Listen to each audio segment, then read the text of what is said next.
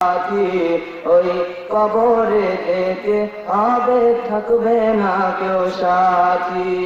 আলহামদুলিল্লাহ, 2 দিন ব্যাপী ঐতিহাসিক তাফসীরুল কোরআন মাহফিলের সমাপনী দিবসের সভাপতি জনাব আলহাজ মোতাহার হোসেন, অধ্যাপক, রাজশাহী ডিগ্রি কলেজ। আতাল্লাহ উমরাহু ওয়া বারাকাল্লাহু ফি হায়াতি। সকলে বলেন আমিন। আজকের মাহফিলের সম্মানিত প্রধান অতিথি জননেতা মোহাম্মদ ইনাজউদ্দিন প্রামাণিক, আল্লাহ তাকে হায়াতে তয়্যবা সিহাতে কুলিয়া দান করুন। সকলে বলেন আমিন। সম্মানিত ভাইয়ের আমার, আমি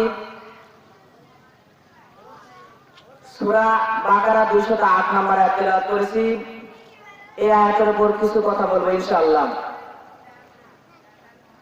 আল্লাহ তাআলা এই আয়াতের মধ্যে বলছেন, ইয়া আইয়ুহাল্লাযীনা আমানু, হে ঈমানদারগণ, হে মুমিনগণ, হে মুত্তাকিগণ।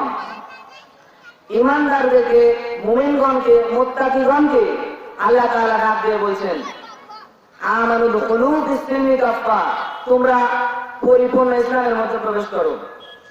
আল্লাহ তাআলা বলছেন পরিপূর্ণ ইসলামের মধ্যে প্রবেশ করার জন্য, কিন্তু আমরা কেউ পরিপূর্ণ ইসলামের মধ্যে নেই। সম্মানিত ভাইয়েরা আমার,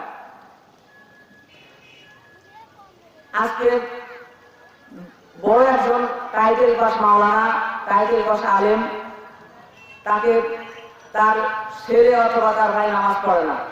তাকে দিয়ে জিজ্ঞেস করা হয় যে আপনার ছেলে নামাজ পড়ে না কি জন্যে? তিনি বলেন কথা শুনে না, করবো কি? সম্মানিত ভাইয়েরা আমার যদি একজন হাফেজকে জিজ্ঞেস করা হয় যে আপনার ছোট ভাই নামাজ পড়ে না কেন, সেও একই কথা বলে যে আমার কথা শুনে না, করবো কি? আবার কোন যুবতী মেয়ে যখন বুকের ওড়না গলায় পেঁচিয়ে যায়, তার বাবা 5 ওয়াক্ত নামাজ পড়ে, তাবলীগ করে, সমাজে আমরা চিল্লা দেওয়া মানুষ, বড় আলেম, তার মেয়ে বুকের ওড়না গলায় জড়িয়ে যায়। তাকে জিজ্ঞেস করা হয় আপনার মেয়ে বুকের ওড়না গলায় জড়িয়ে যায়, আপনি নিষেধ করতে পারেন না? সেও একই কথা বলে, বলি তো ঠিকই, কিন্তু শুনে না, তাহলে করবো কি? কেন শুনবে না? না শোনার কারণ হলো, সম্মানিত ভাইয়েরা আমার, আমরা বিবাহ করি, আমরা যে বিবাহ করি সকলেই জানি, কিন্তু এই বিবাহের সময় ভালো করে লক্ষ্য করেন, এই বিবাহের সময় ছেলের বউ দেখা শ্বশুরের জন্য হারাম।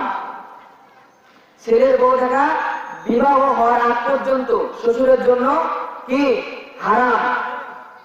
সম্মানিত ভাইয়েরা আমার, কিন্তু শুধু শ্বশুর দেখে না, এখন আমরা বন্ধু বান্ধব, আত্মীয় স্বজন, খালা মামা কাকা নানা কত কাউকে নিজে দেখাই, এটা সম্পূর্ণ হারাম। তাহলে আমরা ইসলাম মানলাম? সম্মানিত ভাইয়েরা আমার, এরপর বিয়ের পর মোহরানা দেওয়া প্রয়োজন। আমরা মোহরানা না দিয়ে বিবাহ করি, 5,000 10,000 দিই, 50,000 60,000 1 লক্ষ বাকি রাখি, এটা সম্পূর্ণ হারাম। আবার আমরা কেউ যাকাত, আমরা তো আবার মোহরানা যৌতুক নেই।